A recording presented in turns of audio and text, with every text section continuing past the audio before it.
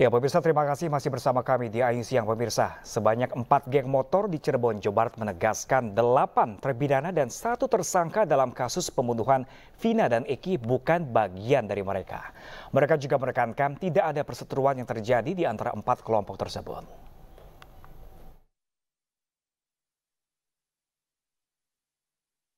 Kasus pembunuhan sejoli Vina dan Eki pada 2016 silam disebut terjadi karena ada pertikaian antara anggota geng motor di Cirebon, Jawa Barat. Sekelompok geng motor disebut bertindak brutal dengan menganiaya, memperkosa, dan membunuh korban. Namun, 4 geng motor di Cirebon, Jawa Barat, yaitu XTC, Moonraker, Connect, dan GBR menegaskan 8 terpidana dan 1 tersangka dalam kasus pembunuhan Vina dan Eki bukan bagian dari mereka, termasuk Peggy Setiawan. Sementara salah satu korban, Eki, yang merupakan kekasih Vina, adalah anggota kelompok XTC Cirebon.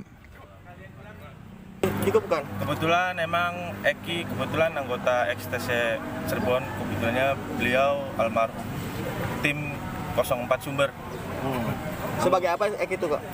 Anggota biasa. Termasuk Vina? Kalau Vina saya kurang tahu juga sih. Mungkin dia bisa disebut pacarnya Eki sih. Cuman kalau untuk anggota ataupun ya mungkin lebih jauhnya simpatisan lah. Kalau pelaku kenal nggak ada yang kenal? Sampai saat ini saya nggak ada yang kenal sama sekali. Berarti bukan anggota? Bukan. Motor juga. Dari keseluruhan 8 pelaku yang ada mungkin XTC nggak ada yang mengenal, atau GBR pun nggak ada yang mengenal, Moonraker nggak ada yang mengenal, Konak pun sama nggak ada yang mengenal. Para anggota geng motor ini juga menegaskan tidak ada konflik yang terjadi di antara sejumlah geng motor di Cirebon. Mereka berharap polisi segera menuntaskan kasus ini secara adil, transparan, dan profesional. Dari Cirebon, Jawa Barat, Miftahuddin, iNews melaporkan.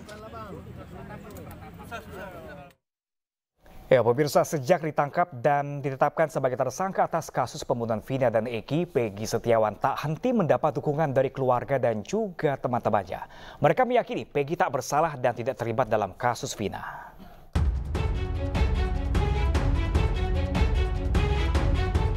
Dukungan tak henti diberikan oleh orang tua dan juga ketiga rekan kerja Peggy, yakni Suparman, Suharsono, dan Ibnu.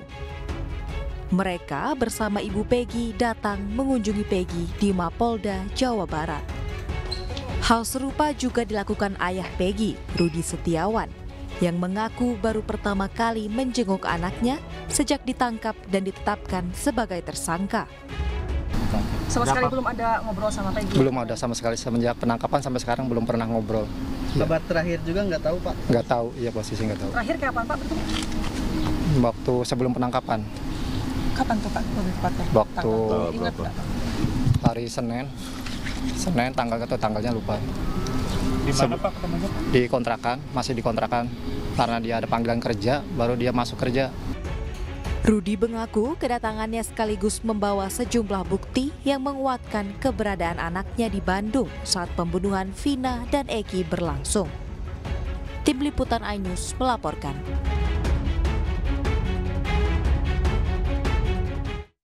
Pemirsa, kuasa hukum Peggy Setiawan membagikan momen perjalanan bersama teman-teman Peggy Setiawan untuk memenuhi panggilan Polda Jawa Barat. Ketiga rekan Peggy Setiawan diperiksa untuk melacak jejak Peggy selama berada di Bandung, Jawa Barat. Peggy Setiawan, teman-teman kerjanya yang hari ini mau memenuhi panggilan penyidik Polda Jawa Barat. Ini sedang di tol menuju Polda Jawa Barat. Nah, ini di tengah ada Ibnu. Ya, Ibnu. Ya, ini di samping sini ada Suparman. Ya, Suparman. Nah, ini Mang Bondol, ya. Suharsono, ya. Ya.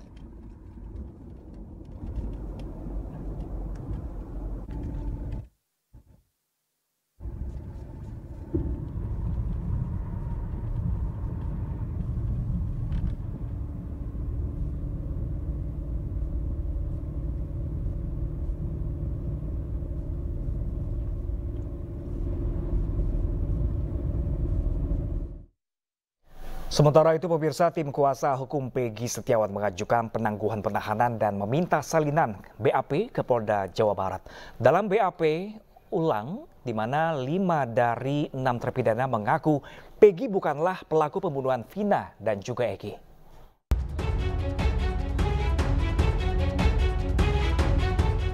Penangkapan Peggy Setiawan menimbulkan banyak reaksi. Pihak kepolisian memposisikan Peggy sebagai pelaku sekaligus otak pembunuhan Vina dan Eki.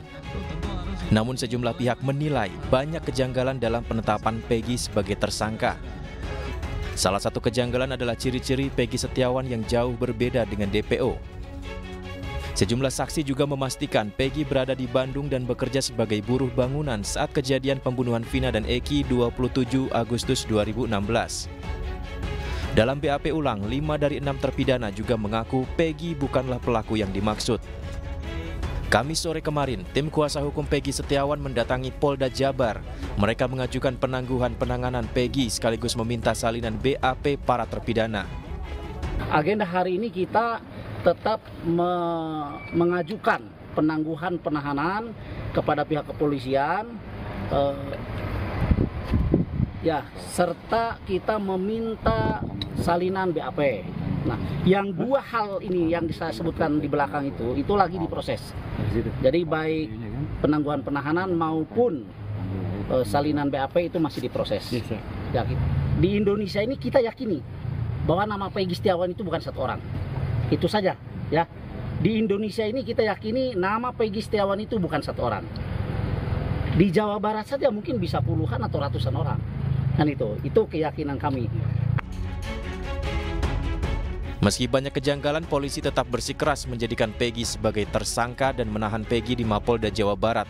Bahkan 2 DPO lain dihilangkan karena dianggap fiktif. Dari Bandung, Jawa Barat, Muji Prayitno, iNews melaporkan.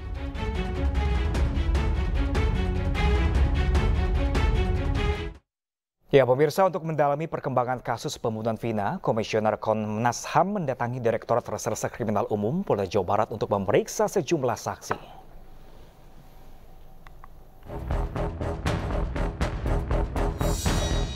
Komisi Nasional Hak Asasi Manusia mendatangi Polda Jabar. Hal tersebut dilakukan guna mendalami aduan dugaan pelanggaran HAM di kasus Vina. Komnas HAM menuturkan telah memeriksa sejumlah saksi untuk mengetahui perkembangan kasus Vina. Namun, Komisioner Komnas HAM tidak menjabarkan siapa saja yang diperiksa. Komnas HAM masih belum bisa menyampaikan hasil pemeriksaan. Saat ini, tengah dalam proses mendalami fakta-fakta serta menggali informasi dari terpidana dan juga pelaku. Nanti akan kami sampaikan setelah penyelidikan selesai ya, Pak. Ada saksi yang kami periksa tadi. Bisa disampaikan hasilnya, Bu? Belum bisa. Kalau saksi masih mendalami, masih mendalami. Siapa? Bisa dijelaskan, Bu, saksi yang ditemui, Bu? Kami ya itu karena masih dalam perlindungannya, kami bisa menjelaskan. Masih dalam pelindungan LPSK.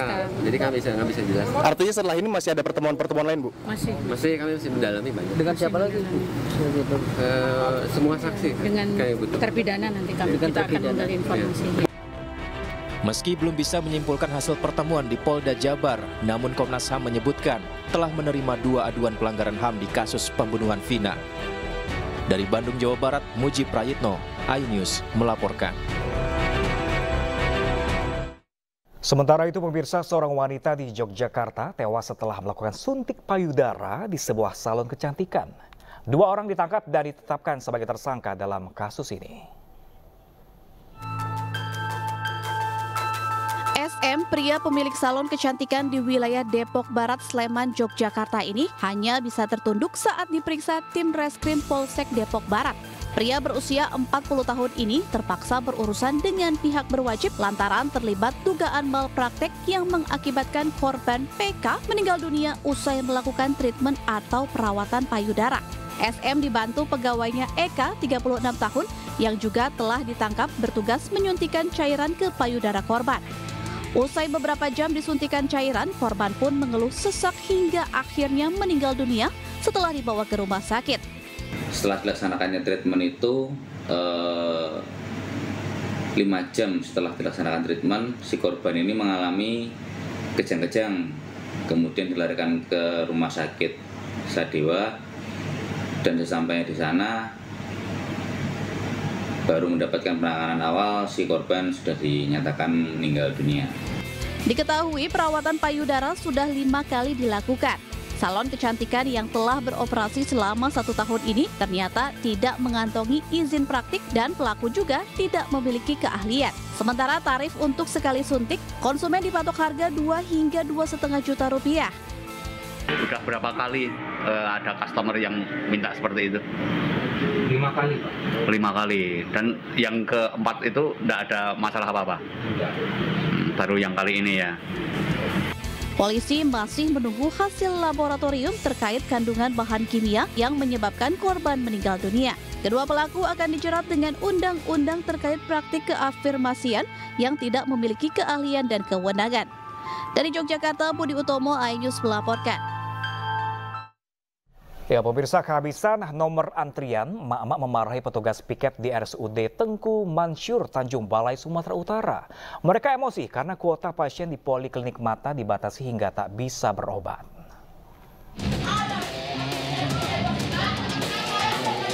Seorang emak-emak memarahi petugas pelayanan nomor antrean di Rumah Sakit Umum Daerah Tengku Mansyur, Kota Tanjung Balai, Sumatera Utara. Ia meluapkan emosinya karena saat tiba di rumah sakit, nomor antrian untuk pemeriksaan di polimata habis. Cekcok sempat terjadi karena petugas pelayanan pun tersulut emosi. Beruntung keributan antar keduanya tak berlangsung lama, karena berhasil diredam keluarga pasien. Dari keterangan pihak rumah sakit, habisnya nomor antrian karena setiap poli memiliki kuota per harinya. Sudah habis semua nomor antriannya. Tapi ibu itu nggak mengertilah begitu, dia marah-marah. Ketika kami datang, kami cek di tempat antrian, ternyata sudah habis di polimata itu. Syarat dan Untuk memperbaiki pelayanan, pihak rumah sakit akan menentukan waktu pembukaan pengambilan nomor antrian secara manual. Warga yang berobat juga bisa mengambil nomor antrian secara online. Dari Tanjung Balai, Sumatera Utara, Ulil Amri, iNews melaporkan.